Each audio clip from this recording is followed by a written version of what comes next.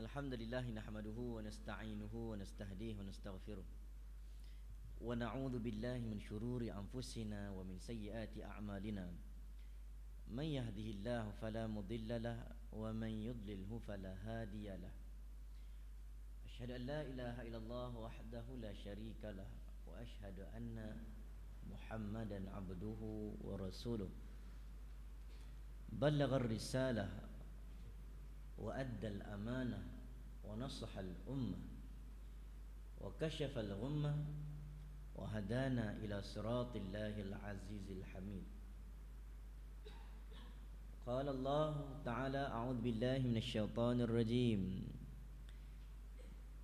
وما محمد إلا رسول قد خلت من قبله الرسل أفإن مات أو قتل انقلبتم على أعقابكم ومن ينقلب على عقبيه فلن يضر الله شيئا وسيجزي الله الشاكرين. Sadaqallahul Azim. Terima kasih saya ucapkan pada sahabat kita pengurusi majlis pada malam ini yang dihormati, dikasihi pengarah penyiaran Negeri Kelantan, Tok Penghulu, Tuan Imam, pengurusi masjid, Divdi kehormat, Datuk-datuk, Datin-datin, alim ulama, asatizah, seterusnya hadirin hadirat muslimin dan muslimat yang dirahmati Allah sekalian. Apa abang orang Kelantan? Baik, alhamdulillah. Semoga Allah jadikan tempat duduk kita pada malam ini tempat duduk orang-orang yang disukai oleh Allah SWT. Seronok sampai Kelantan, tak ada nak bernapas, touchdown terus sampai ke sini. Alhamdulillah. Pertama kali di Macang, selain daripada UiTM itu biasalah. Kota Baru mungkin banyak kali. Tapi pada hari ini dengan program National FM anjurkan satu program yang baik dibuat di rumah Allah. Satu slot Raudah. Tuan-tuan,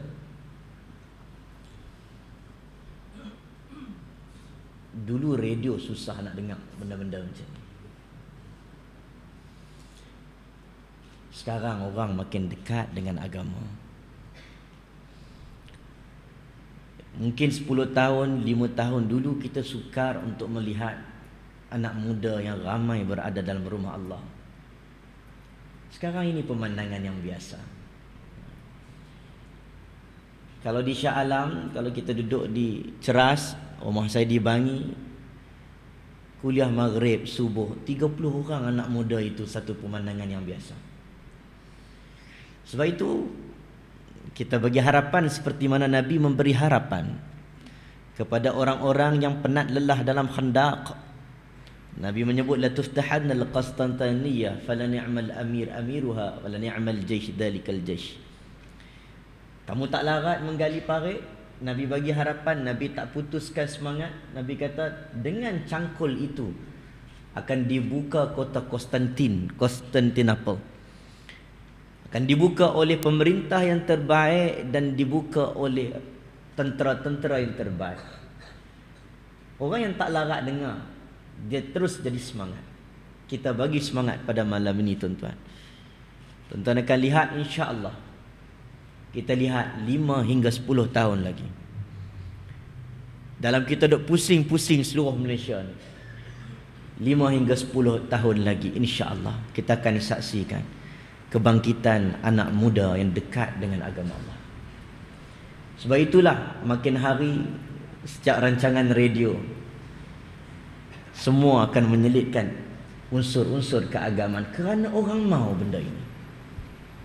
Bila kita cari solusi dan solusi ini tak selesai, kita akan sebut agama juga akhirnya. Walaupun dulu banyak kali kita peringat agamalah antara solusi penyelamat seorang manusia. Jadi pada malam ni tuan-tuan, Kita dengan tajuk cakna tak cakna. Cakna ni bahasa Kelantan panggil cakna juga. Cakna. Kalau mesra Kelantan bahasa apa? Kalau Ganu embuh tak embuh. Kalau Kelantan tak cara. Ambil cara. Tok se. Tok se. Saya pun lupa dah cakap Kelantan. Tok se tak mau kan. Tapi kalau cana ambil cara. Okay. Bolehlah berbudu sikit. Jadi pada malam ni tuan-tuan, tak apalah. Kita campur. Kedah, Penang, KL juga macam. InsyaAllah harap-harap semua boleh faham belakang. Faham? Belum cerita apa dah faham dah. Hebat orang macam. Jadi tuan-tuan, hari ni cerita tentang cakna tak cakna. Saya ambil satu kisah. Nabi SAW ketika detik akhir Nabi hidup, Nabi tanya dekat sahabat Nabi. Nabi tanya, wahai sahabatku, sebelum Allah SWT bertanya kepada kamu, ingin aku tanya dulu kepada kamu. Tolong jawab seikhlas mungkin kepadaku. Maka Nabi SAW waktu itu dia tanya kepada sahabat, wahai sahabatku, aku ingin tanya kepada kamu sepanjang aku hidup ini, adakah aku sudah pun menyampaikan? Apa maksud Nabi SAW? Adakah aku ini sudah melakukan tugas sebagai seorang Rasul? Ini soalan Nabi, tuan-tuan. Sedangkan Al-Quran menyebut, ya Rasul balligh ma unzila ilaika min rabbik wa illam taf'al fama ballaghta risalatah. Ya Rasul, engkau sampaikanlah apa yang ingin disampaikan oleh Allah Subhanahu wa taala. Apa yang diturunkan kepadamu wahai Rasul. Nabi, tuan-tuan, tak ada nak kata dia tinggal amanah Allah. Dia tanya juga, adakah aku sudah menyampaikan? Ini sifat seorang Rasul. Berbanding kita, tuan-tuan, kita tak buat apa tapi duk sebut kita semua. Kita tak buat apa tapi kita dah sebut aku dah buat dah semua. Dekat masjid ni apa yang tak buat semua dah buat. Dia tak macam Nabi. Nabi dia tanya aku buat ataupun tidak. Sebab itulah Rasulullah sallallahu alaihi wasallam satu contoh ikutan yang kita kena ikut, dan dia suruh ikut. Serta kalaulah dia tahu kita tak boleh ikut dia suruh ikut sahabat Nabi radhiyallahu anhu. Ya ayyuhallazina amanu aminu wallazina aminu kama amanan nas. Wahai manusia, kamu kena beriman dengan manusia-manusia itu. Kita dah beriman, kita kena ikut manusia-manusia itu, manusia yang beriman itu. Ulama tafsir bincang, dah kita beriman, nak ikut iman siapa dia? Manusia itu siapa? Manusia itu adalah sahabat Nabi radhiyallahu anhu. Yang mana Nabi sebut nama mereka sebelum mereka lagi meninggal dunia, dah sebut tentang syurga mereka. Sebab itulah tak heran bila Nabi sampai di gunung Uhud, perkuburan Uhud, Nabi menangis. Dia menangis ni bukan niyahah. Niyahah ni meracau orang mati ni, tak apa nak cantik. Ada jahiliah meracau, dia menjerit-jerit dengan kematian. Ini jahiliah, Nabi tak suka. Tapi Nabi menangis, Nabi tak boleh nak kawal. Nabi kata ini pioneer Islam, orang terawal Islam, orang-orang syuhada Uhud, di mana mereka ini melepaskan diri mereka, tangan mereka, kaki mereka berada dalam saf ketika Nabi berada dalam waktu-waktu akhir genting Nabi nazak. Nabi selak jendela Nabi dengan Abbas dan juga Ali bin Abi Talib. Nabi tengok dalam saf para sahabat pada waktu subuh terakhir Nabi, dalam keadaan Nabi sakit. Maka Abu Bakar nak injak ke belakang kerana sudah lihat Nabi tersenyum. Sahabat tengah solat nampak Nabi senyum, seolah-olah itu senyuman Nabi, sembuhnya Nabi. Mereka silap itu senyuman terakhir Nabi kepada mereka. Tuan-tuan, Nabi senyum, kata Aid Al-Qarni, kerana dalam saf itu ada yang telinga tak ada, ada yang tangan tak ada, ada yang kaki tak ada. Kerana kalau ditanya mana tangan dan kaki kamu, aku bagi kepada Allah SWT. Inilah orang yang hebat dan kita nak ikut. Cakna tak cakna, saya ambil satu kata-kata Prof Hamka. Tuan-tuan pernah kenal dengar nama Hamka, Haji Abdul Malik Karim Amrullah, orang Indonesia, kan? Kalau bukunya tahun 80-an kita baca tentang tafsir Azhar, bahasa Melayu, dia dekat dengan kita sebab Nusantara.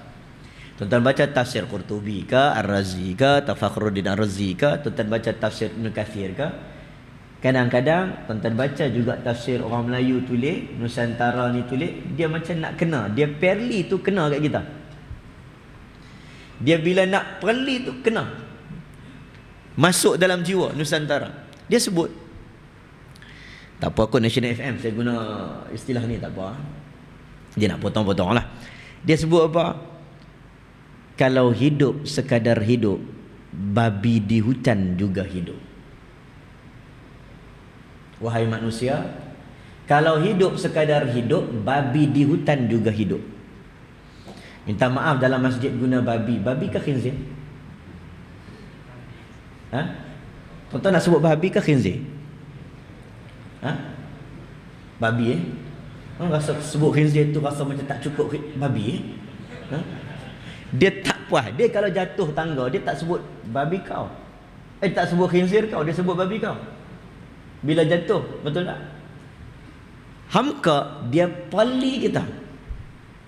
Dia guna babi bagi terasa. Dia boleh guna binatang lain. Kalau hidup sekadar hidup, babi di hutan juga hidup. Kalau kerja sekadar kerja, kera juga kerja mencari rezeki. Hidup ini ada makna di sisi Allah SWT. Hidup kita pendek tuan-tuan, tak lama. Kalau abang sebut tak sampai 30, dah sampai dah 30, 31 dah. Kalau orang tanya Ustaz Ashraf umur berapa, saya boleh jawab separuh usia. 30 separuh usia, bukan 50. A'mar ummati baina 60 wa 70. Umur Nabi Muhammad dan umur umat-umat Nabi Muhammad 60 hingga 70. Okey, tanya Pak Zeng umur berapa Pak Zeng? Oh, separuh usia dah. Berapa? 54.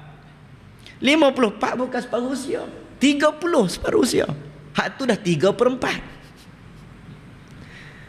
Pak Zeng dah ready dah khairat kematian. Bisa mati tuan-tuan. Hidup nak sebut cakna tak cakna sebab pendek umur kita.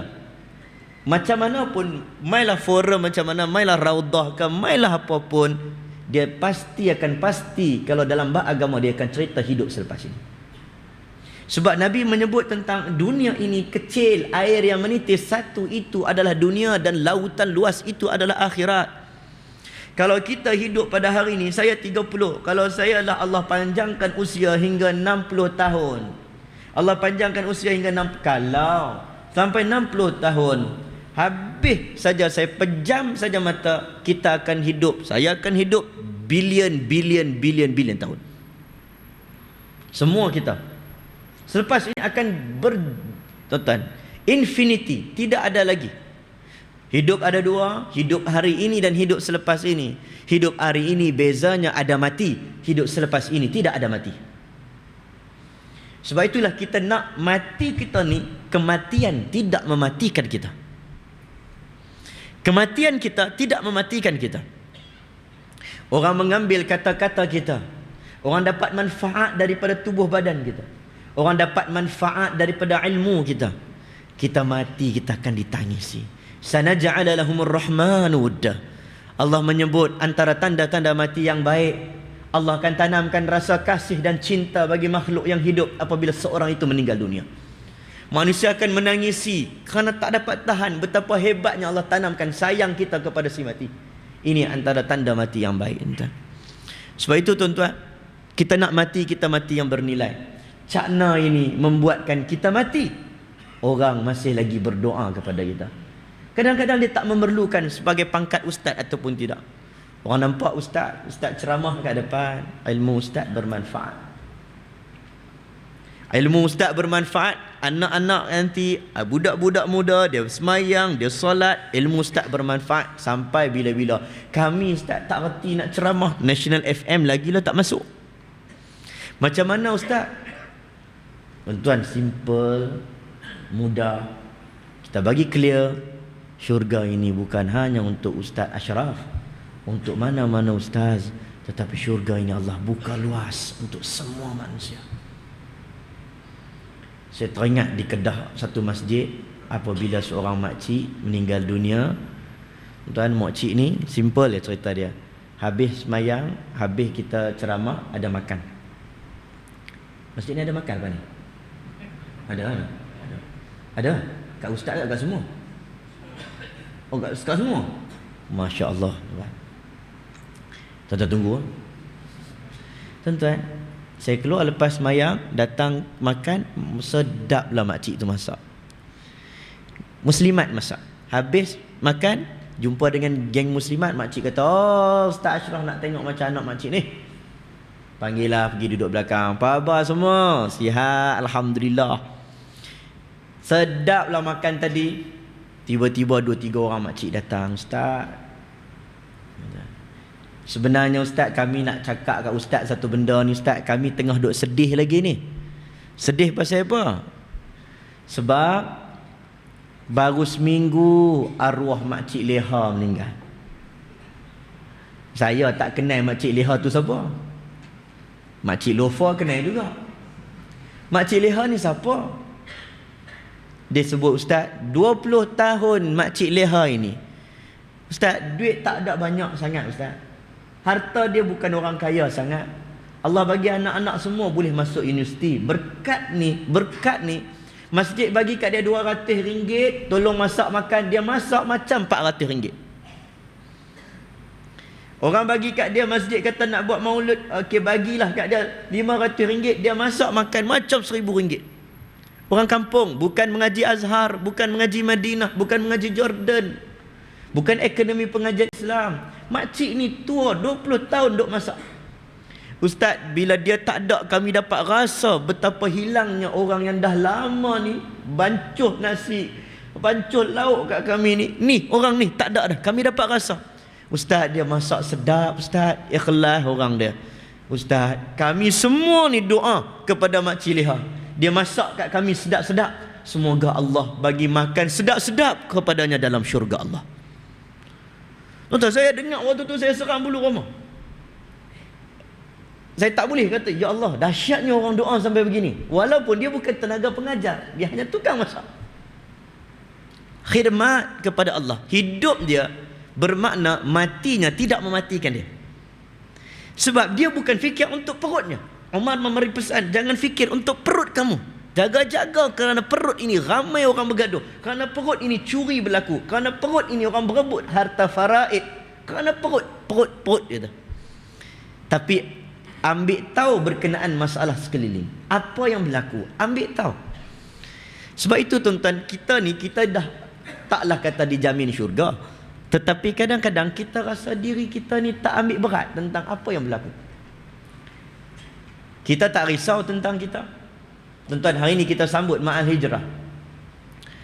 Agak menyedihkan bagi tahun ini. Saya rasa bukan tahun ini, setiap tahun kita bersedih. Saya tak pasti. Saya pergi majlis sambutan Ma'al Hijrah itu, Ma'al Hijrah ini, peringkat kebangsaan, peringkat negeri ini, pergilah tuan-tuan. Tapi kadang-kadang kita terfikir, apakah sambutan yang ingin kita sambut sebenarnya setiap tahun? Adakah tahun ini kita sambut dalam keadaan sekali lagi kita melihat seorang demi seorang orang yang mempertahankan Masjidil Aqsa dibunuh? Tuan-tuan, tahun baru kita sambut macam mana? Tak tahu nak kata. Ustaz, kami nak buat apa? Kalaulah hari ini tiba-tiba orang datang Masjidil Aqsa. Tuan-tuan kalau pernah ziarah Masjidil Aqsa, saya pernah sampai di sana, walaupun ada fatwa Qardawi dia tak galakkan, tapi saya pernah sampai. Bagi pergi tengok Masjid Aqsa, tiang-tiang di bawahnya itu dibinanya kuil Haikal Sulaiman. Ada masjid-masjid yang dah mula diteguhkan tiang-tiangnya. Tuan-tuan, nak sebut orang sekeliling Masjidil Aqsa mempertahankan Masjidil Aqsa. Orang Palestin mempertahankan Palestin.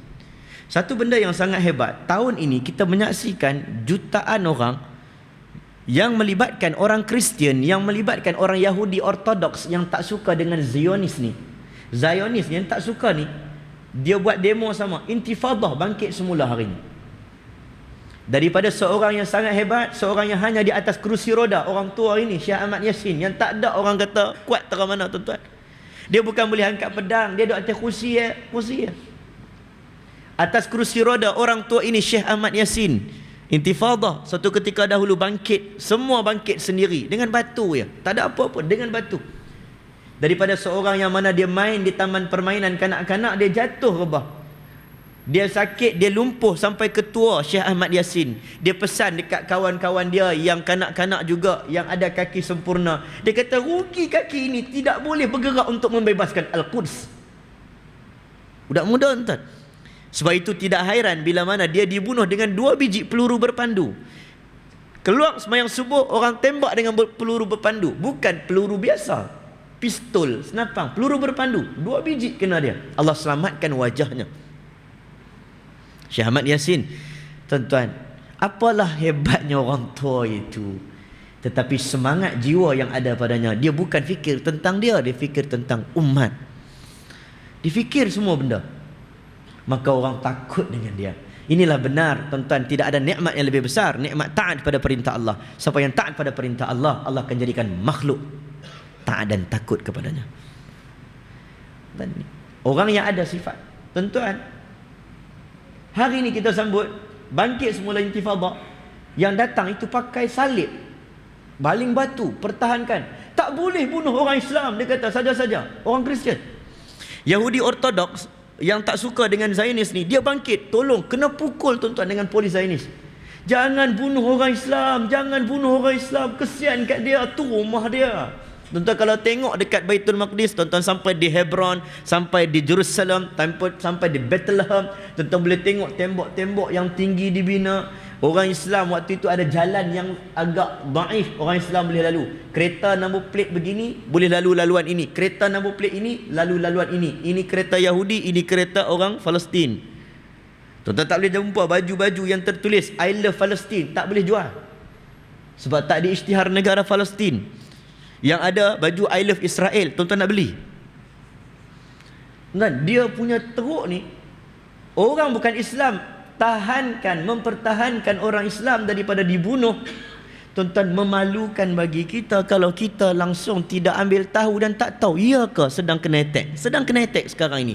Dalam kita sambut Ma'al Hijrah, dalam kita duk baca awal tahun, akhir tahun, ni duk kena. Dalam keadaan kita pernah baca fatwa-fatwa satu ketika dahulu, tuan-tuan, ada fatwa, banyak fatwa tentang musafir ke negara orang bukan Islam. Ada sebahagian ulama yang tidak membenarkan musafir tanpa sebab pindah, duduk negara orang bukan Islam. Duduklah dekat Darul Islam daripada duduk negara-negara yang bukan Islam. Ada hukum hakamnya.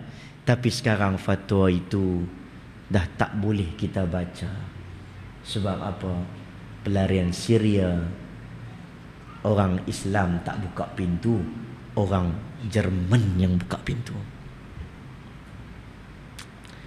Tuan-tuan, tahun baru apa kita nak raih ni? Saya dah fikir apa yang kita dah buat sekarang ni. Saya terfikir juga Ma'al Hijrah yang bagaimana yang kita nak sambut. Bukan tak ambil tahu, tapi kita nak pastikan di mana sebenarnya kita. Orang tanya Ustaz Ashraf, nak buat apa Ustaz Ashraf? Saya tak tahu nak jawab. Kalau hari ni orang bom Masjid Aqsa, kita nak buat apa Ustaz? Tak tahu nak jawab. Tuan-tuan nak suruh siapa hero menyelamatkan? Tak tahu. Kita tak tahu. Satu jawapan yang tidak boleh diberi, seolah-olah benarlah hadis Nabi SAW, akhir zaman orang bukan Islam akan duduk keliling kita, musuh-musuh akan duduk keliling makan kita di dalam dulang, lauk yang sedap untuk dimakan, walaupun kita ramai. Inilah Ma'al Hijrah yang kita perlu ada cakna sikit ya, sikit tak banyak tuan-tuan. Teringat tentang kita dan juga umat Islam, ummah. Nabi rindukan orang-orang yang tidur malamnya tak nyenyak tidurnya kerana memikirkan ummah, memikirkan seluruh orang. Dia bukan setakat diri dia, dia fikir orang lain juga. Itu tuan-tuan, ada orang tulis, saya ingat jumpa Dr. Yusuf Al-Qaradawi di Qatar. Antara kenyataan Dr. Yusuf Al-Qaradawi, kita jumpa dia orang tua dah tuan, nak masuk 90 tahun dah, lutut tak larat dah. Jumpa dia Qatar, lutut pun tak larat, nak berdiri tak boleh lah. Tapi bila kita datang, dia tanya siapa dia datang. PA dia jawab, min syababil muslimin, min syababil malazin, daripada anak muda Malaysia. Dia kata panggil masuk dalam. Bila kita datang nak jumpa bukan senang, tapi ada orang bagi jumpa, kita dapat ziarah 7 orang datang, dia tengok muka-muka, ya Allah. Dia tengok muka muda tuan-tuan. Kita ni budak. Kita ni kalau kita pergi negara Arab, muka macam saya ni dia panggil ya walad. Ya gulam. Ya walad wahai budak. Oh budak. Mu mari sini. Budak dia panggil, dia tak tahu kita abang long kawasan. Kan? Dia panggil kita budak mari sini. Kan? Tapi bukan dia lah, dia tak panggil lah kita budak. Qardawi dia tengok kita, tuan-tuan dia tak larat, dia bangun. Dia kata duduk. Kami kata duduk, tak larat, dia bangun. Orang yang semangat kan? Bila dia bangun, dia tolak kerusi ke belakang. Dia datang sambut kita. Kita pun tak apa. Bila kita datang, kita salam, kita cium tangan. Dia punya nak raikan anak muda. Bila kita nak cium tangan lebih-lebih, dia kata, dia tarik tangan dia, tak bagi kita lebih-lebih. Tuan-tuan, saya imam muda. Orang nak salam cium tangan, nak cium tangan, nah kita bagi. Dia Qardawi, tawaduk. Kita nak cium tangan, lutut lah cium, lutut. Dia tak. Tuan-tuan, dia punya duduk perkataan pertama disebut, aku tidak mahu kamu mengulangi kesilapan aku sewaktu aku muda.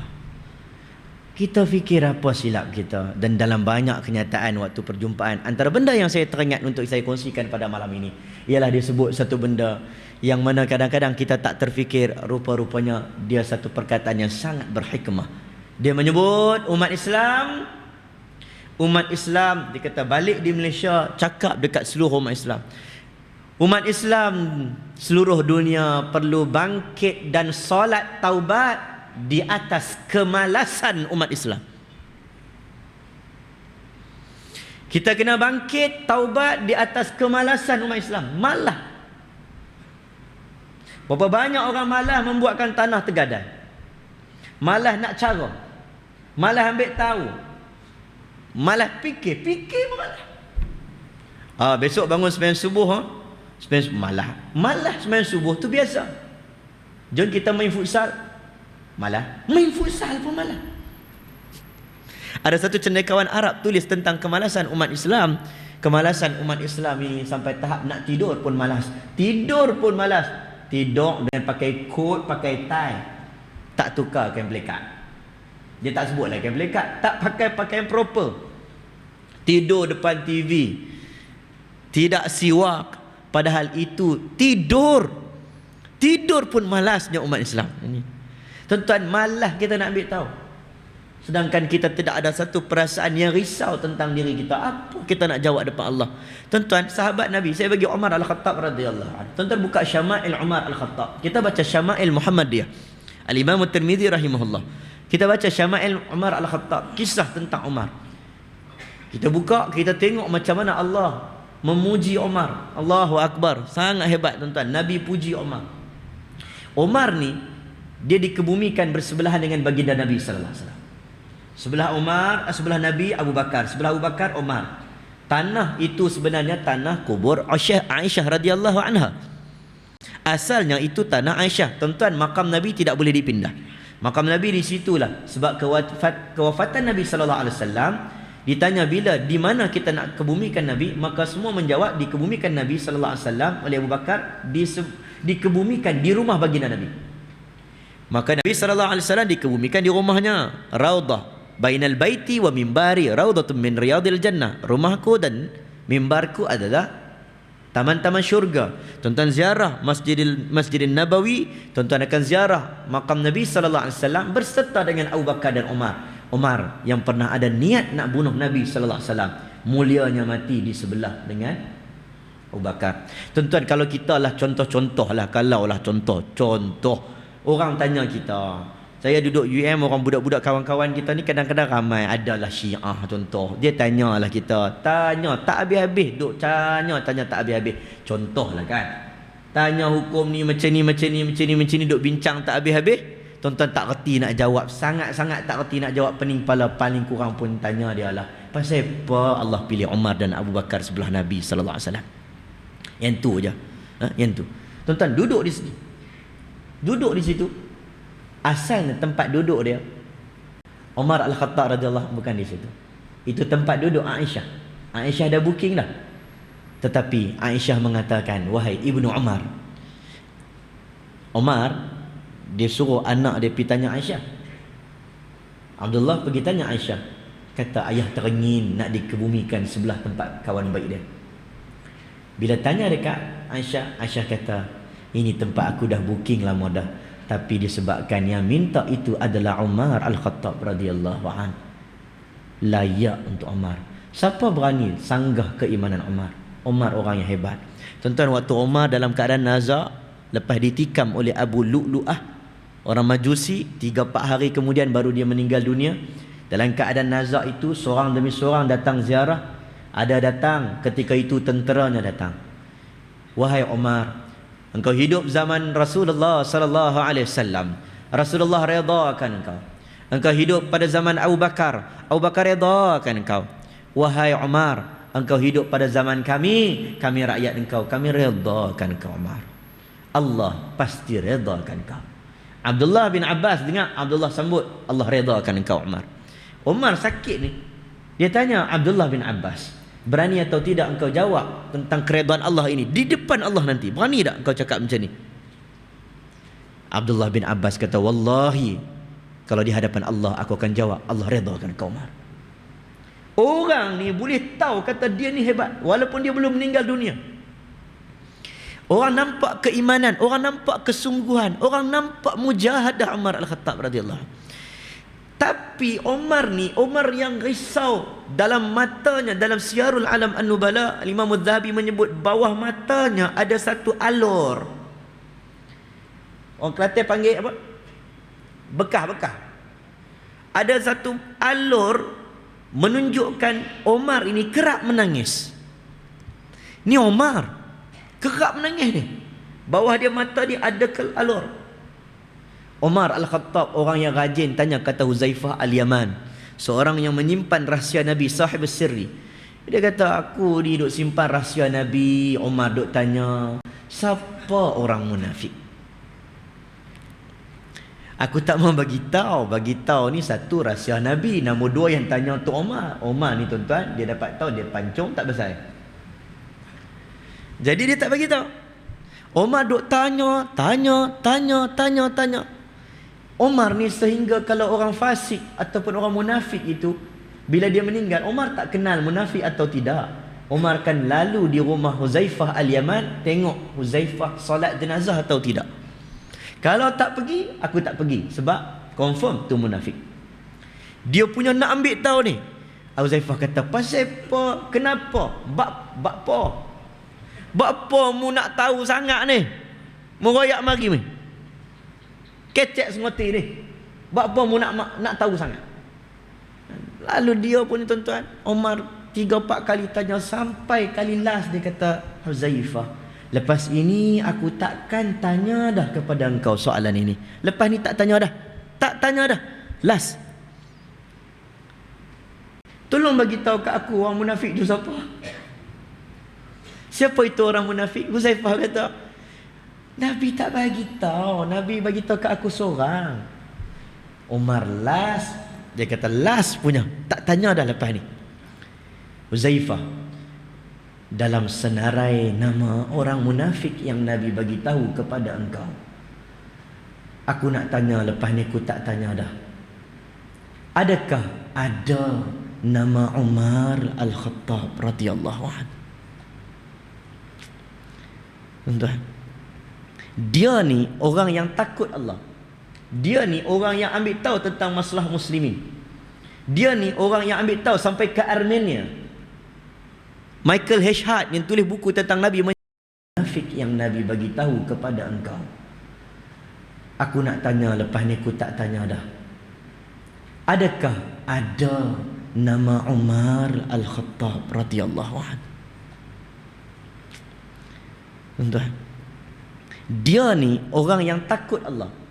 Dia ni orang yang ambil tahu tentang masalah muslimin.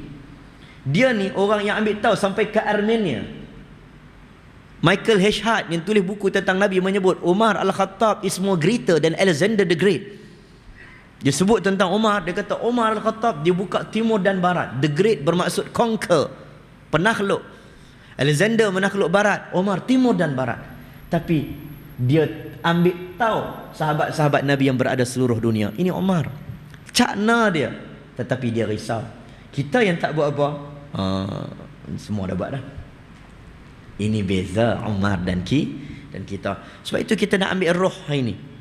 Tuan-tuan, anak kita kadang-kadang kita dah fikir besar-besar. Contohlah, Ustaz telah menyebut tentang Al-Aqsa. Kami cakna tentang Aqsa. Ini kata-kata kita. Kita bila baca doa, tuan-tuan, kadang-kadang ni kita ni baca doa. Allahumma ansuril mujahidin fi Suria. Allahumma ansuril mujahidin fi Gaza. Allahumma ansuril mujahidin fi Arakan, fi Rohingya. Allahumma ansuril mujahidin fi kulli makan. Kita baca cakna kita. Tapi kita lupa kadang-kadang tu. Kenapa kita tak doa Allahumma ansuril Islam fi Malaysia? Kadang-kadang lupa nak doa kat kita sendiri. Awak ingat Malaysia tak ada problem kan tuan-tuan? Awak ingat Malaysia tak ada masalah kan tuan-tuan? Masalah banyak. Macam-macam juga kita. Kita nak tengok Palestin. Kita nak berbincang tentang perjuangan Islam. Tentang pelik dan janggal bagi seorang pejuang Islam namun tidak bangun salat subuh berjemaah. Pelik sekali. Cakap tentang besar tapi benda kecil tak lepas. Ini kita kena fikir. Tuan-tuan, tak payah tengok orang. Kita bangun pagi, buka Facebook, tengok pasal orang. Buka TV, cerita pasal orang. Buka surat khabar, cerita pasal orang. Buka Melodi, cerita pasal orang, gosip. Haji tengok Melodi? Ha? Tuan-tuan tak tengok Melodi? Oi, contohlah kan tuan-tuan tengok kan. Tengok. Tengok cerita pasal orang. Rugi datang ke masjid nak tengok orang lagi. Tengoklah diri sendiri. Melihat cermin daripada kacamata hadapan, bukan daripada tepi. Tengok daripada tepi, nampak orang lain. Malam ni kita duduk, bila kita sebut subuh, kita tengok kita. Kita sebut tentang cakna, tadi pengurusi sebut tentang kadang wuduk. Benda simple, betul. Kita cerita tentang perjuangan tuan-tuan. Tapi kadang-kadang kita tak ingat berapa ramai anak kita yang hidup 20 tahun. Tapi anak kita, Masya Allah, anak kita 20 tahun hidup, sekalipun anak tidak pernah mengenal Nabi Muhammad daripada lidah ayahnya sendiri. Isteri yang ambil duit daripada ayah, suami, duduk balik. Abe. Pitih mana pitih? Pitih mana pitih? Kita bagi pitih kat dia, abe dia ambil. Tuan-tuan, bila suami meninggal dunia, dia menangis teruk, seolah-olah lepas ini tidak ada rezeki. Kerana kita tidak pernah ajar rezeki ini datang daripada Allah. Suamimu pergi meninggal dunia, tetapi yang memberi rezeki kepada suamimu tidak akan mati selama-lamanya.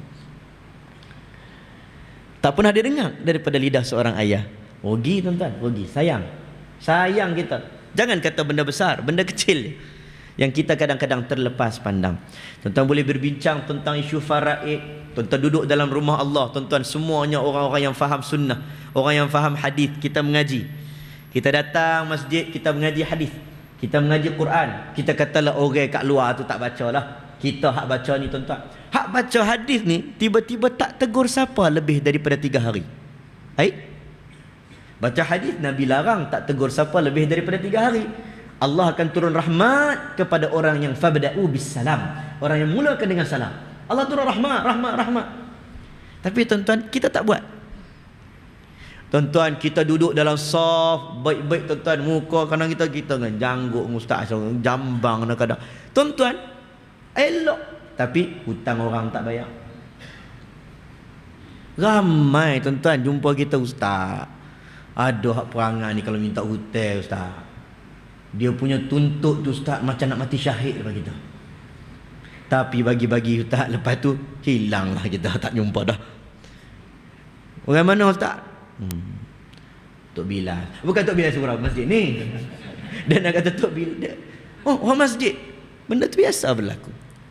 Betul tak? Kadang-kadang benda simple yang kita tak cakna. Jangan kita fikir tentang orang lain. diri kita ini sendiri pun, dengan nafsu kita pun kita tidak boleh kawal. Sebab itulah kita tidak boleh mendatangkan satu aura kebaikan kepada orang. Tuan-tuan, kalau kita tidak boleh menjadi orang yang beri sumbangan kepada orang, paling kurang biarlah wajah kita ini bila orang pandang, orang ingat akan Allah Subhanahu Wa Taala. Inilah Muhammad Ibnu Munkadir, orang yang mana apabila dia ini dekat dengan Allah, guru kepada Imam Malik. Bila mana orang datang, orang sebut, Muhammad, aku duduk dengan engkau ni, terima kasih kerana engkau ini bagi ketenangan kepada aku. Orang duduk sebelah dia rasa tenang. Dia tak cakap apa-apa. Orang duduk rasa tenang. Apakah yang membuatkan aura ketenangan engkau, wahai Muhammad? Muhammad menjawab apa? Allahu a'lam. Tetapi aku berjihad. Aku melawan nafsu aku selama 40 tahun. Sehingga nafsu aku menjadi tenang. Mungkin itu membuatkan orang memandang aku dengan ketenangan. Tuan-tuan, dia sendiri, dia nak bagi kepada orang. Ada kesannya. Orang rasa sayang, orang rasa kasih. Tuan-tuan kenal Ahmad bin Hanbal. Tuan-tuan, orang, saya sebut benda ni, dia ceramah. Tuan-tuan, Ahmad bin Hanbal. Semua orang kenal Ahmad bin Hanbal. Siapa yang tak kenal mazhab Hanbali? Ahmad bin Hanbal waktu hidupnya macam-macam kena. Macam-macam kena. Orang kata macam-macam, apa ya orang tak kata. Masuk dalam penjara dengan khalifah waktu itu bermazhab Mu'tazilah, Ma'mun. Masukkan dia dalam penjara. Hina dia, letak satu penjara dengan seorang pencuri. Hina dia, letak dengan pencuri yang paling terkenal, letak satu sel. Nak hina ulama besar, ulama sunnah. Bila mana dia duduk dalam penjara, tuan-tuan, pencuri itu pun duduk dengan dia. Pencuri itu tanya, Ahmad bin Hanbal, engkau rasa engkau benar ataupun engkau salah bila engkau mempertahankan tentang isu Al-Quran itu makhluk ataupun tidak? Dia kata, aku berada pada pihak yang benar. Pencuri kata apa? Umar, pertahankanlah kebenaran kau. Aku ini pencuri. Aku tahu aku mencuri. Tapi bila hakim tanya di dalam mahkamah, wahai pencuri, adakah engkau mencuri ataupun tidak? Aku pertahankan diri aku. Tak, aku tak curi. Dia kata apa? Aku pencuri, aku tahu aku bohong. Aku pertahankan diri aku. Engkau orang benar. Malu engkau kalau tak pertahankan kebenaran. Engkau orang benar. Tuan-tuan, Ahmad bin Hanbal dengan keadaan bila dia meninggal dunia, hampir 150,000 orang membanjiri solat ke atasnya. Orang kata seolah-olah tidak ada pintu yang tertutup, melainkan terbuka, semua keluar solat ke atasnya. Dia meninggal dunia, orang memanggilnya Imam Ahmad. Pasti di belakang itu sebut Imam Ahmad, Imam Ahli Sunnah wal Jamaah. Lepas mati, Imam Bukhari, bukan sikit orang kata kat dia, Uzbekistan, tuan-tuan sampai. Bukan orang Arab, orang Uzbekistan. Tuan-tuan tengok macam mana. Tapi meninggal dia, orang menyebut Al-Imam Bukhari, kitab Sahih Bukhari. Kata macam-macam, apa ya orang tak kata. Masuk dalam penjara dengan khalifah waktu itu bermazhab Mu'tazilah, Ma'mun. Masukkan dia dalam penjara. Hina dia, letak satu penjara dengan seorang pencuri. Hina dia, letak dengan pencuri yang paling terkenal, letak satu sel. Nak hina ulama besar, ulama sunnah. Bila mana dia duduk dalam penjara, tuan-tuan, pencuri itu pun duduk dengan dia. Pencuri itu tanya, Ahmad bin Hanbal, engkau rasa engkau benar ataupun engkau salah bila engkau mempertahankan tentang isu Al-Quran itu makhluk ataupun tidak? Dia kata, aku berada pada pihak yang benar. Pencuri kata apa? Umar, pertahankanlah kebenaran kau. Aku ini pencuri. Aku tahu aku mencuri. Tapi bila hakim tanya di dalam mahkamah, wahai pencuri, adakah engkau mencuri ataupun tidak? Aku pertahankan diri aku. Tak, aku tak curi. Dia kata apa? Aku pencuri, aku tahu aku bohong. Aku pertahankan diri aku. Engkau orang benar. Malu engkau kalau tak pertahankan kebenaran. Engkau orang benar. Tuan-tuan, Ahmad bin Hanbal dengan keadaan bila dia meninggal dunia, hampir 150,000 orang membanjiri solat ke atasnya. Orang kata seolah-olah tidak ada pintu yang tertutup, melainkan terbuka, semua keluar solat ke atasnya. dia meninggal dunia, orang memanggilnya Imam Ahmad, pasti di belakang itu sebut Imam Ahmad, Imam Ahli Sunnah wal Jamaah. Lepas mati, Imam Bukhari, bukan sikit orang kata kat dia, Uzbekistan, tuan-tuan sampai. Bukan orang Arab, orang Uzbekistan. Tuan-tuan tengok macam mana, tapi meninggal dia, orang menyebut Al-Imam Bukhari, kitab Sahih Bukhari, kitab kedua paling sahih selepas Al-Quran. Tengok tak macam mana lepas kematian Ahmad bin Hanbal waktu muda ni, anak muda. Orang yang bagi sumbangan, ulama dahulu dikenali melalui kitab. Ulama dahulu dikenali famous melalui kitab, penulisan.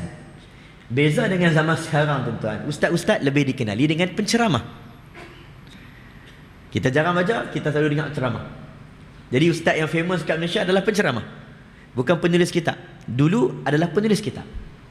Sebab itu kita pentingkan dunia akademik, dunia memberi sumbangan. Tuan-tuan tengok karamah maknawiyah. Karamah ada hissiyah, ada maknawiyah. Hissiyah ni benda-benda khawariqul adah, pelik kepada dia, kita boleh tengok. Maknawiyah ini salah satunya para ulama menyebut karamah para ulama yang Allah bagi. Mereka tulis kitab. Imam Nawawi, Ibnu Hajar Al-Asqalani tulis kitab ratusan tahun dulu, sampai sekarang orang baca kitab dia. Tuan-tuan tengok PTS, saya minta maaf tetap iklan. Tuan-tuan tengok Telaga Biru, kita lah tulis, saya pun tulis juga. Cukup 2 tahun orang tengok buku kita, orang kata apa? Oh, buku lama ustaz. Beza nak? Beza. Karamah maknawiyah Allah bagi dia, mati dia, orang sebut nama dia. Sebab dia jenis bukan untuk dia. Satu hari 8 jam baca kitab. Abdul Karim Zaidan tua duduk di Yaman, satu hari 14 jam baca kitab. Menulis kitab berapa jam? Syekh Wahbah Zuhaili baru meninggal, ulama Syria baru-baru ni, tokoh Ma'al Hijrah kita. Di Malaysia pernah lantik Syekh Wahbah Zuhaili. Tuan-tuan, satu hari paling kurang dalam sibuk 5 jam dia tulis kitab. Bagi nilai kepada manusia. Matinya dia sampai delegasi dia, sampai ke anak cucu dia. Tuan-tuan, ni hebatnya orang yang dalam keadaan dia fikir tentang ummah. Ahmad bin Hanbal tuan-tuan, dia tulis kitab, orang baca kitab dia, tapi orang tak kenal muka dia. Sebab zaman dulu tak ada Facebook. Betul? DJ dulu tuan-tuan, DJ radio dulu, orang tak kenal muka, orang kenal suara. Betul tak? DJ dulu, orang jatuh cinta. Ada orang call, saya jatuh cinta dengan sini siapa famous DJ National FM. Ya, orang gelak dah. Contohlah kita kata, oh berkenal lah dengan Pak Loh ni DJ. Contohlah tuan-tuan. Orang tak tengok muka, tapi orang jatuh cinta dengan suara dulu. Sekarang ni DJ orang kenal. Sebab dah dunia sekarang ada Facebook, ada Twitter, ada Instagram, ada semua. Sekarang ni Ahmad bin Hanbal, orang tak kenal muka dia, orang tahu ini tulisan orang hebat. Sebab itu bila dia sampai dekat satu tempat, dia menuntut ilmu. Walaupun dah alim, dia tetap menuntut ilmu. Ilmu tak cukup belajar sikit-sikit, belajar sampai mati. Yang muda-muda belajar sampai mati. Duduk macam sekolah. Sebab itu Kelantan ini dipuji menghidupkan suasana pondok, belajar sampai mati. Tuan-tuan boleh tengok macam anak Ahmad bin Hanbal, dia tidur dalam satu masjid. Dalam manaqib Ahmad bin Hanbal, Imam Bahaqi sebut, bila dia tidur dalam masjid, biasanya tak pernah kena marah. Sebab besok dia nak belajar hadis.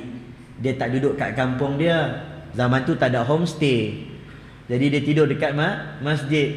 Biasanya Tok Siap tak garang malam tu. Tapi kebetulan malam tu Tok Siap garang. Kebetulan Tok Siap kata, mu Tok saya tidur, tak boleh tidur sini. Mu tubik. Tuan-tuan, dia keluar. Bila dia keluar, tiba-tiba datang pembuat roti. Pembuat roti ni datang, dia tak kenal itu Ahmad bin Hanbal. Dia kata, kenapa ni? Tok Siap pun tak kenal itu Ahmad bin Hanbal. Kalau kenal tuan-tuan, dia bagi bilik VIP hotel perdana. Betul tak? Kalau tidak dia bagi. Tapi tak kenal. Halau keluar. Maka Ahmad bin Hanbal keluar. Lalu pembuat roti kata, mai duduk rumah aku. Cerita ni masyhur, kita selalu cerita. Duduk rumah aku uli tepung, buat roti, besok aku niaga, kita keluar sekali. Mu pergi ngaji, aku pergi niaga. Lalu duduk rumah dia, Ahmad bin Hanbal nak tidur. Tengah nak tidur, tiba-tiba Ahmad bin Hanbal nampak dia yang buat roti ini, mulutnya macam duk baca satu. Macam duk baca benda apa duk baca duk. Maka Ahmad bin Hanbal tanya, wahai fulan pembuat roti, apa yang kau baca sebenarnya? Aku duk tengok daripada pagi tadi sampai nak berniaga ni cerah dah. Mu duk baca apa ni? Pembuat roti tu jawab, aku ni istiqamah kepada Allah. Setiap kali aku uli tepung, aku akan istighfar kepada Allah sampai pagi. Masya Allah, Ahmad bin Hanbal kata, untung aku duduk rumah orang saleh. Rupanya orang tak bagi aku tidur di masjid, untuk aku tidur di rumah orang saleh. Wahai si fulan, Ahmad bin Hanbal orang alim, dia dapat agak, kalau laki ni istiqamah, mesti Allah bagi karamah. Dia dapat agak, ada tak Allah bagi special dekat engkau? Maka laki ni pun menjawab, tuan-tuan, laki ni jawab apa? Yang buat roti. Kita tuan-tuan jangan karamah duk ingat jalan hati hayang, itu je macam-macam karamah dah. Karamah ni ahli sunnah ni faham luas. Dia jawab, aku rasalah ada satu benda yang mana bila aku terdetik dalam hati, aku terlintas dalam hatiku teringin sesuatu, belum sempat aku tadah tangan minta kepada Allah, pasti Allah makbulkan permintaan aku. Allah, kata Ahmad bin Hanbal, kau orang soleh, kau dekat dengan Tuhan. Untung aku dapat jumpa dengan engkau. Untung aku dapat jumpa dengan kau. Kau dekat dengan Tuhan, minta apa pun dapat. Dia kata, dah. Aku tak cukup soleh lagi. Dah, aku bukan soleh lagi. Sebab aku pernah duk minta Tuhan banyak kali dah benda ni, tapi Tuhan tak bagi-bagi lagi. Aku minta banyak kali tak bagi. Aku minta banyak kali sampai hari ni aku minta tak bagi. Aku tak tahu kenapa. Jangan anggap aku orang soleh. Lalu Ahmad bin Hanbal tanya, apa yang kau minta wahai si pembuat roti? Pembuat roti tu jawab apa?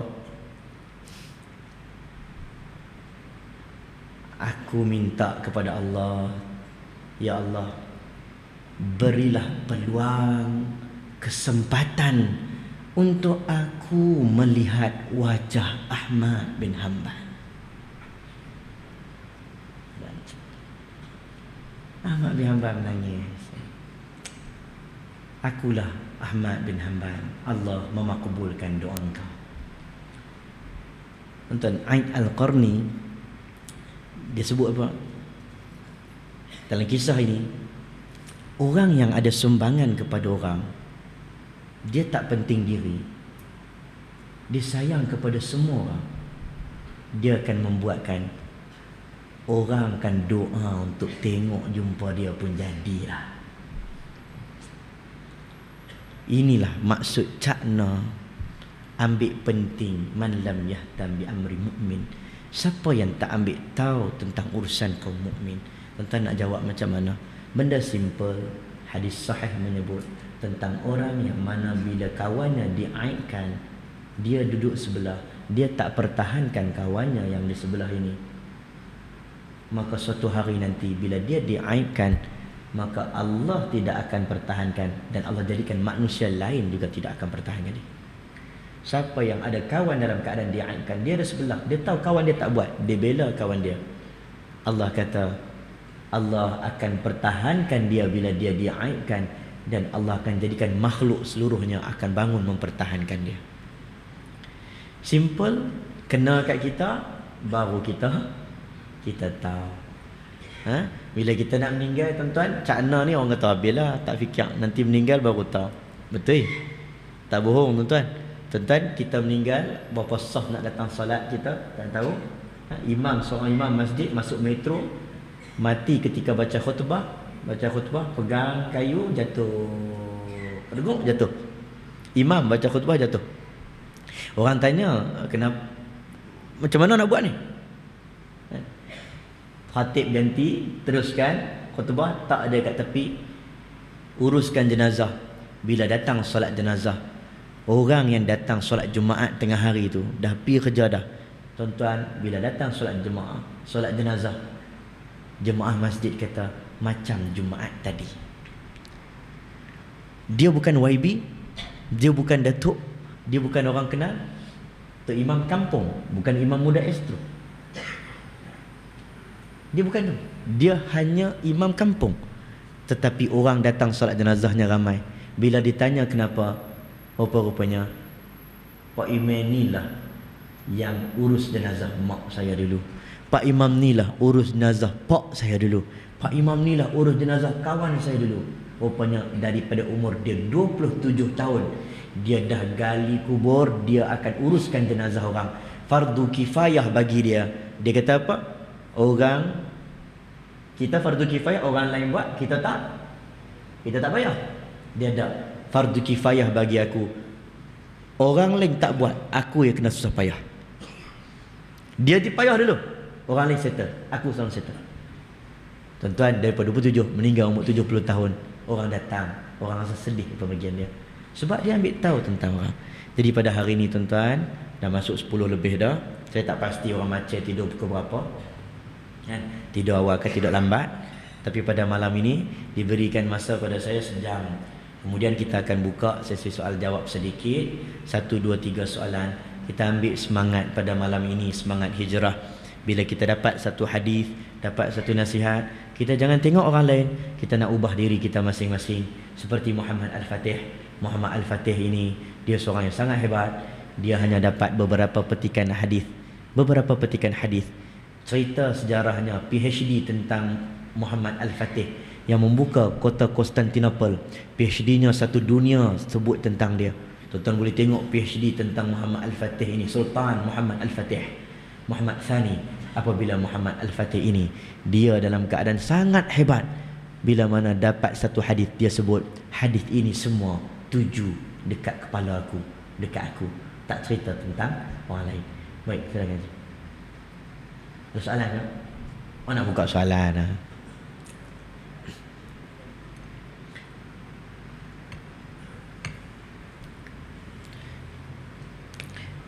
Saya sebut Muhammad Al-Fatih ni kan. Saya baca satu artikel, ayah dia bagi tazkirah ringkas kat dia. Kita tazkirah kadang sejam, 2 jam, tak jadi juga. Muhammad Al-Fatih, ayah dia pesan satu benda. Waktu dia kecil, ayah dia cakap apa? Muhammad, namanya Muhammad Thani. Al-Fatih itu gelaran. Muhammad, hidup ini bukan main-main. Panjang tak tazkirah? Panjang. Hidup ini bukan main-main. Habis. Patut tazkirah tu mula-mula dah habis dah, no? Hidup ini bukan main-main. Daripada kecil dia dengar perkataan ini. Tuan-tuan, Muhammad Al-Fatih, hidupnya bukan main-main. Satu hadis, satu pesanan daripada ayah, dia pegang sampai bila-bila. InsyaAllah, takut kita ni macam bawa kitab banyak. Masalul ladzina hamilut Taurat. Seperti mana orang yang mengusung Taurat, banyak mengusung Taurat, tapi dia tidak amalkan. Ada soalan tuan? Bismillah.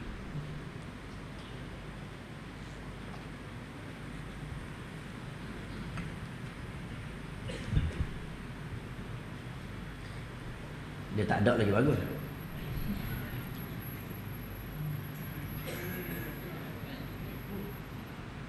Mana tahu terjawab, tak tahu tak jawab. Ada ramai orang alim dalam ni. Auzubillahi minasyaitonirrajim. Bismillahirrahmanirrahim. Assalamualaikum warahmatullahi wabarakatuh. Assalamualaikum warahmatullahi wabarakatuh. Terima kasih kepada majlis yang memberi ruang kepada audiens untuk bertanya seperti itu lah. Saya tertariklah tentang China, China tak China, ambil cara.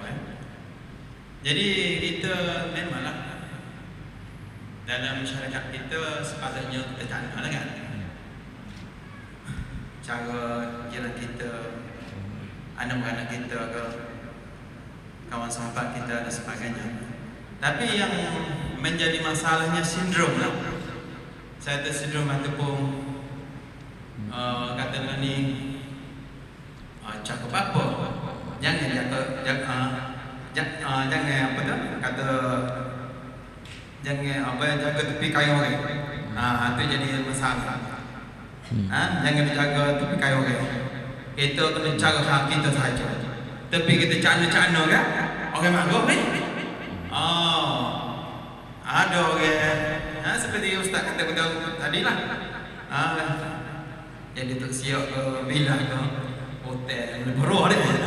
Lepas tu pakai jodoh ke apa panas pun sepuluh macam jepret juga.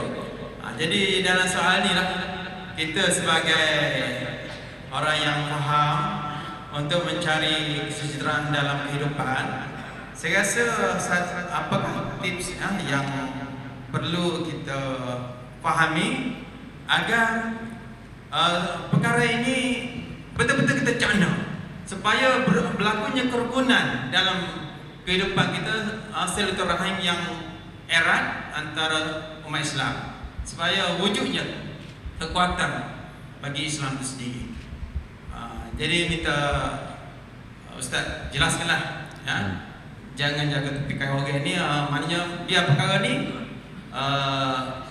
kita cakna konsep sebenar kita sebagai saudara dalam Islam. Wallahu a'lam. Baik, terima kasih tuan. Kita tanya tuan, lu'ana alladhina kafaru min bani Israil kanu la yatanahawna 'an munkarin fa'aluh labi'sa ma kanu yaf'alun. Allah melaknat Bani Israel, orang-orang kafir di kalangan Bani Israel. Kata Allah, kanu la yatanahawna 'an munkarin fa'alu. Mereka ini tidak melakukan amar ma'ruf nahi munkar.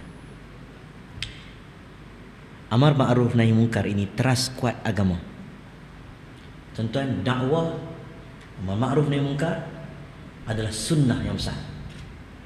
Kita bincang tentang sunnah tak sunnah. Antara sunnah yang terbesar Nabi tinggalkan ialah dakwah, amar ma'ruf nahi munkar. Biasalah orang tak suka. Kalau tak suka tuan-tuan, kalau dia mati tu dia boleh lipat kain kafan sendiri, dia boleh gali kubur sendiri, dia boleh masuk dalam liang lahat sendiri, dia boleh mandi sendiri. Dia katalah macam tu. Betul tak? Kalau dia boleh buat sendiri, dia boleh pakai kain kafan sendiri, dia boleh mandi sendiri, dia boleh masuk dalam liang lahat sendiri. Mu tu salah cara aku. Katalah tuan-tuan, tak apalah beli siap-siap lah kain kafan. Betul tak? Tuan-tuan, Allah jadikan dunia, bumi ni simple ya. Allah jadikan bumi, Allah buat peraturan. Allah bagi nafas, kita keluar rumah, tubik rumah. Orang tanya, pergi mana? Cari sesuap nasi. Betul tak? Sesuap nasi. Tapi manusia tak pernah tubik rumah untuk cari oksigen. Buat apa nak cari oksigen? Sebab ada benda yang kita tak fikir, Allah dah fikir untuk kita. Allah bagi macam-macam kat kita. Kita tak mau dengar cakap Allah, kita tak nak dengar orang nasihat kita. Simple. Tuan-tuan buat oksigen sendiri, duduk dalam bumi sendiri, buat pokok sendiri, buat badan sendiri, buat bumi sendiri, buat tanah sendiri, buat udara sendiri, buat awan sendiri. Duduk dalam planet seorang-seorang. Tapi kita ini duduk bersama-sama. Maka Nabi SAW datang pada kita. Nabi datang bagi banyak pesanan. Nabi sehingga darah Nabi SAW, gigi Nabi yang patah, Nabi sehingga peluh Nabi SAW. Semuanya kerana berjuang nak pastikan syurga untuk kita. Nabi nak kita sama-sama dalam syurga Allah. Bukan syurga tak muat. Oh, ramai masuk syurga, tak muat nanti syurga. Tak.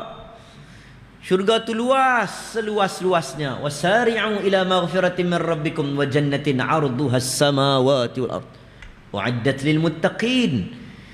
Jannah itu teduhnya lebih kurang 500 perjalanan, 500 tahun perjalanan teduh. Jannah. Dia teduh, dia tak panggil panas, tak panggil sejuk.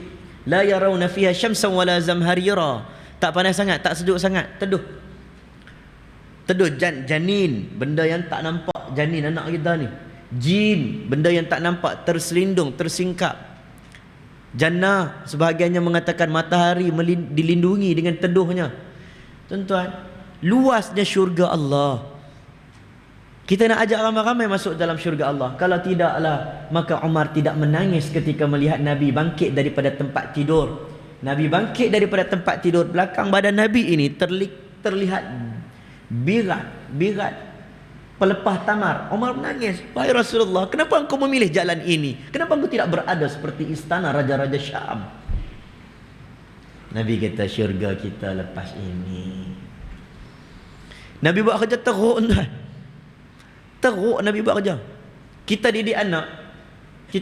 Saya akan cerita sebab tadi penganjur ada bagi tahu kat saya tentang beberapa isu dia suruh petik, antaranya isu kekeluargaan dan jiran. Kita didik anak. Anak tak solat, kita mengamuk, kita marah. Mu ikut panggil siapa? Ikut panggil mak mu. Betul tak? Mak ke mek? Mak. Ikut mak mu. Mak pula pok mu. Betul tak? Tuan-tuan, kita tarbiyah dia.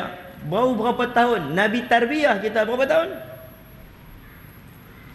Allah nak tunggu kita bertaubat berapa tahun? Allah tunggu kita taubat.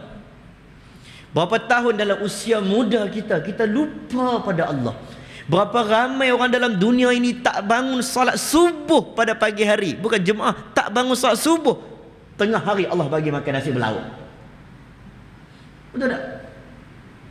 Allah bagi makan. Allah terbitkan matahari. Allah tak kira orang itu kufur ataupun syukur. Ada orang yang tak syukur, dia kata itu kerja Tuhan. Memang kerja Tuhan nak angkat matahari besok tiap hari kamu buat. Allah boleh tak menerbitkan matahari. Itu kehendak Allah. Allah berkehendak. Tapi kita tuan, kita masih lagi saya ambil tahu lah tuan-tuan. Tuan, kita nak ambil tahu, ada benda yang tak boleh ambil tahu. Sampai nak tahu semua tak boleh lah juga. Ada benda kena tutup keaiban, benda yang tak boleh cerita. Tapi tentang benda yang zahir, benda yang melibatkan masalah awam, benda yang melibatkan tentang ketaatan, orang sayang kita nak ajak kebaikan, bukalah pintu. Bukalah pintu. Saya ustaz tuan-tuan. Saya takkan teringat sampai bila-bila cerita saya datang ke Kelantan ini. Saya datang sekali dengan isteri, saya datang sekali duduk waktu tu hari Jumaat tunggu bas. Saja tunggu bas, lama tak naik bas kat Kelantan. Dulu duduk naik prebek kat Pasir Mas. Zaman dulu samah. Sekarang ni tak jumpa dah samah anak. Zaman dulu. Tapi datang naik bas, tunggu kat bas. Hari Jumaat tuan-tuan, tunggu bas. Mana nak dapat? Lambatlah. Tiba-tiba datang seorang pok cik ni datang. Pok cik ni tengok muka kita. Anak ni mukamu sebiji macam imam muda. Mukamu sebiji macam imam muda. Dia tak tahu kita yang betul-betul imam muda. Tiba-tiba ada budak muda tangkap gambar, dia tengok lagi. Oh, mu betul kamu imam muda? Ah, betul. Duduk sebelah, sembang tuan. Mu besar-besar, mu teringin apa? Tuhan nak bagi apa kat mu? Ceritalah. Saya nak cakap Kelantan ni tak apa nak ingat dah tuan-tuan, tak apa nak jadi tak lancar. Bau budu busiam. Dia saya cakap, saya teringin nak macam ni, Tuhan bagi begini. Saya teringin nak macam ni, Tuhan bagi begini. Saya nak belajar sampai habis, Tuhan bagi kod laluan macam ni pula dah. Saya teringin nak buat bisnes tapi Tuhan bagi saya ceramah. Saya teringin macam ni. Tuan-tuan, pak cik ni matanya bertakung air mata, dia takung. Dia diam, dia tepuk belakang kita. Mak. Ashraf. Jangan apa goyak. Jangan kecek. Jangan bagi tahu macam tu. Jangan cakap macam tu. Saya terkejut tengok muka dia. Dia kata apa? Berapa banyak benda dalam dunia ini, berapa ramai orang dalam dunia ini cemburu terhadap apa yang Allah bagi kepada engkau. Syukur pada Allah. Ada benda yang kita rasa kita nak Allah bagi kat kita, Allah tak bagi kat orang lain. Ada benda yang kita tak nak Allah bagi kat kita. Dan ada benda tuan-tuan kita nak ni Allah bagi kat orang lain. Apa masalahnya? Setiap orang Allah bagi hak masing-masing. Tuan-tuan, saya tak kenal pak cik tu, terpisah begitu saja. Tapi dia punya kata-kata, siapa dia? Dia bukan ulama, bukan ustaz, tapi Allah boleh datangkan malaikat sekalipun menyerupai manusia untuk menegur kita. Sebab itu jaga-jaga bila orang datang memberi salam dan memberikan kalimah Allah la ilaha illallah. Siapa pun tuan-tuan. Saya minta maaf kepada orang yang tak setuju dengan jemaah tabligh. Saya bukan jemaah tabligh. Kalau dia datang tuan-tuan nak sebut la ilaha illallah, ittabi'u man la yas'alukum ajran wa hum muhtadun. Jangan kita ni tolak orang yang datang dalam keadaan nak sebut kalimah Allah tanpa diminta apa-apa balasan daripada kita. Jaga-jaga. Tak mau terima. Dia dah tashkil kita 3 hari. Tak apa. Tak mau pergi tak apa. Tapi bila dia sebut tentang iman, tuan dengar Ustaz. Di KL, lepas semayang dia akan baca kitab dia. Tuan-tuan tak salah untuk dengar. Tak salah. Muntakhabul ahadith, kitab Riyadhus Salihin. Walaupun tuan-tuan nak petikai tentang itu dhaif ataupun tidak, itu cerita nombor 2. Tak salah untuk mendengar. Sebab tawadhu. Maulana Abul Hasan Ali An-Nadwi, dia bukan jemaah tabligh, dia guru kepada Tok Guru ni Abdul Aziz Nikmat. Guru kepada Syekh Badruddin Mufti Kedah sekarang. Guru kepada Syekh Fahmi Zamzam. Dia sahibul akhlaq. Orang soleh, orang bagi hotel kan dia tak pernah tidur hotel. Dia ceramah satu dunia. Dia pernah ceramah dekat Jamiah Islam Madinah, Universiti Islam Madinah, orang Arab. Dia tak, selalunya orang Arab dia jarang panggil ulama selain daripada Arab untuk ceramah. Orang Arab punya style dia akan panggil orang Arab. Tapi Maulana Abul Hasan Ali An-Nadwi orang yang sangat hebat. Dia pergi mana-mana satu dunia tuan-tuan tak tidur hotel. Sebab apa tak tidur hotel? Sebab takut lupa pada Allah. Hebat Maulana Abul Hasan Ali An-Nadwi. Tuan-tuan kalau bagi hotel kat saya ambil. Hotel Macang saya ambil. Ni hebatnya Maulana. Bila dia duduk kat depan, Qardawi ada belakang. Orang respect Qardawi. Tapi Maulana Abul Hasan Ali An-Nadwi ada kat depan. Bila dia bercakap, orang temu ramah Qardawi kata aku tak boleh cakap. Dia diam. Macam mana aku nak cakap sahibul akhlaq fi hadhiz zaman? Ini tuan punya akhlak ada kat depan. Macam mana aku nak cakap? Dia ulama. Baru ni meninggal seorang syekh terkenal di Kedah. Mungkin namanya tak masyhur bagi kita. Bekas mufti Kedah lama. Saya sebut tuan. Dia ni tuan-tuan, saya ceramah dekat Kubang Pantai Johor Kedah. Bekas ahli majlis fatwa Kedah, lama, tua dah. Umur kat 80 90 dah, tua dah. Alim. Bila kita tazkirah, dia duduk di depan. Alim tuan-tuan, tawadhu'. Alim. Habis ceramah orang pimpin tangan dia. Tok Guru ada silap tak? Dak, ahsanta ya akhi. Bagusnya, bagus. Bagus ya dia kata. Kalau dia tegur pun tuan-tuan, nak malu tak? Tak malu. Sebab dia tu ahli majlis fatwa, tegur. Dia orang lama tegur kita. Kalau budak kecil duk kedek ustaz kecil tu tak hadis tak sahih, malu tuan. Tapi ni ahli majlis fatwa. Tapi bila kita nak masuk kereta, saya ingat arwah baru meninggal dunia. Bila mana kita nak masuk dalam kereta, dia bawa anak dia pimpin tangan dia pergi kat kereta tegur, Ustaz Ashraf, tadi ada baca bahasa Arab tarbiyah wazan tu tak kena, dia tarbiyah saja. Tak apa, dia bukan hadis, dia bahasa Arab. Tuan-tuan, dia tegur kat kereta tuan-tuan. Inilah dikatakan ketinggian ilmu, makin tinggi makin rendah ke bumi. Sebab itu jangan jadi orang sombong. Tuan-tuan pernah dengar kisah Fir'aun yang menyebut apa? Ketika hampir mati, dia sebut, aku beriman dengan Tuhan Musa. Aku beriman dengan Tuhan Musa. Bila dah nyawa di kerongkongan, dia tak sebut dengan Allah. Sombong lagi. Nak mati pun sombong. Sebab waktu hidup dia sebut, ana rabbukumul a'la. Aku Tuhan yang paling tinggi. Sombonglah waktu hidup. Jangan sampai mati pun kita sombong. Allah tak bagi kita mengucap. Jangan tuan-tuan. Orang datang, jangan sombong. Orang datang, siapa pun nasihat. Kalau benda baik, saya sudi menerima. Orang datang tegur dengan baik, kita sudi menerima. Siapa-siapa pun. Inilah tuan-tuan. Yang saya nak petik, tuan-tuan mungkin tak ada soalan kot. Saya pun nak jawab sikit 2-3 benda ini suruh dikupas. Antaranya tentang cakna, tentang anak beranak, tentang jiran-jiran, tentang nasib jiran. Tuan-tuan, anak zaman sekarang ni, tuan-tuan kena perhati sama-sama ayah dia. Atau para ulama, tolonglah tengok family di rumah, tengoklah ayah di rumah. Jangan kita balik rumah, lampu ayah duk tak menyala. Lampu kita dekat KL Lumpur cendelia. Kadang ayah ni dia rasa. Dia rasa. Pesan ke anak. Pesan. Walaupun kadang-kadang kita tak mau pesan. Mu tegurlah anak tu. Nantu kita tu dah balik raya ni tak bangun sembahyang subuh ke? Mak kata apa? Janganlah be oi, nanti dia tak balik raya dah pula tahun depan.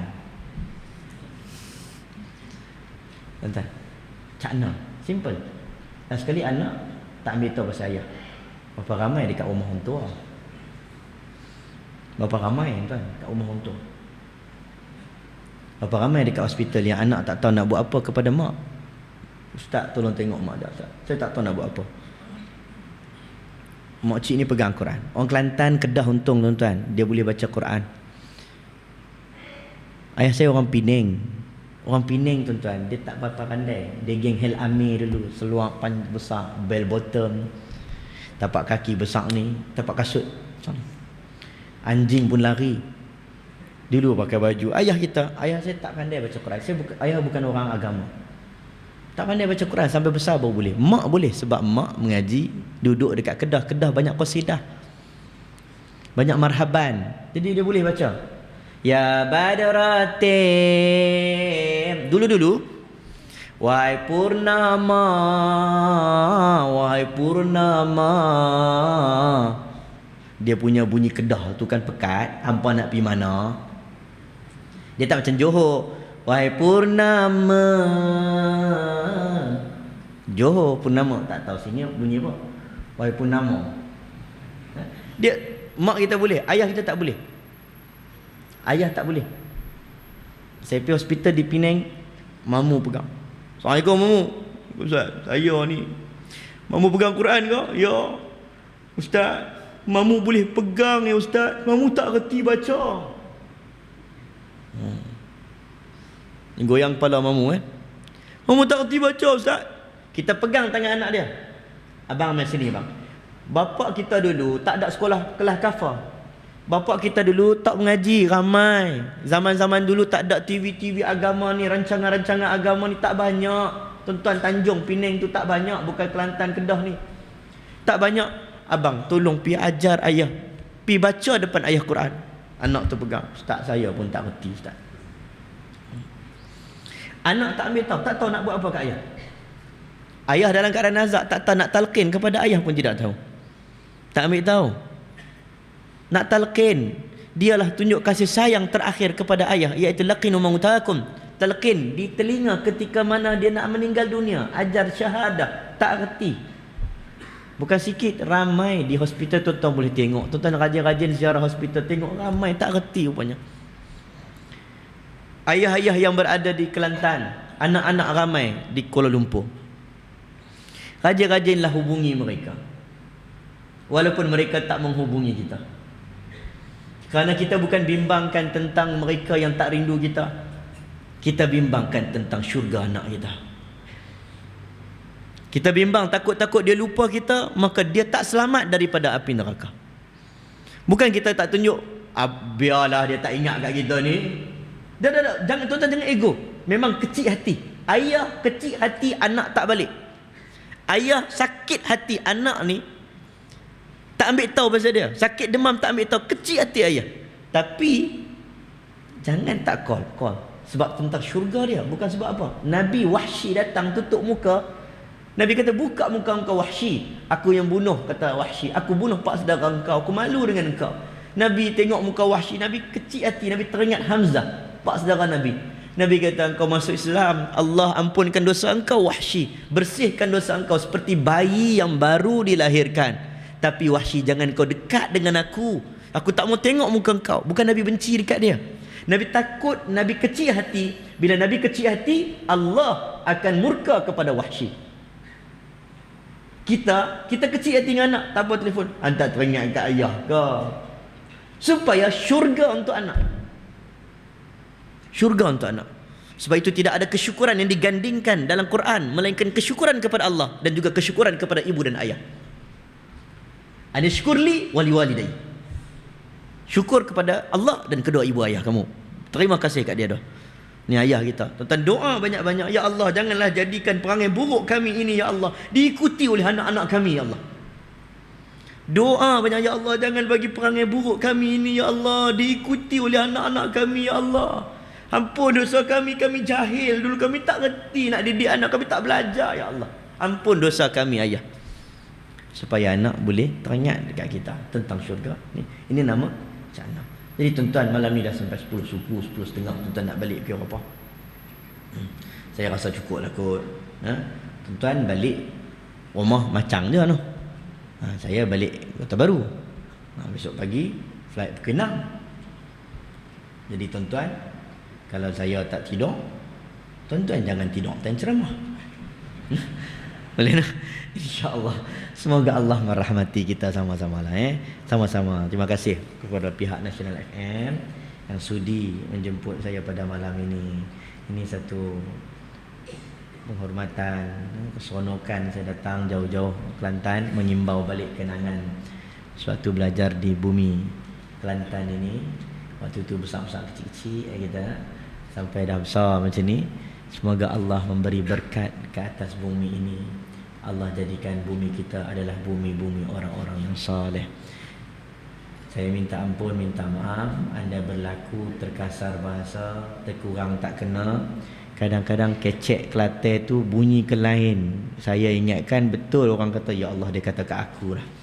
Saya minta ampun, minta maaf banyak-banyak tuan-tuan. InsyaAllah ada rezeki kita jumpa lagi.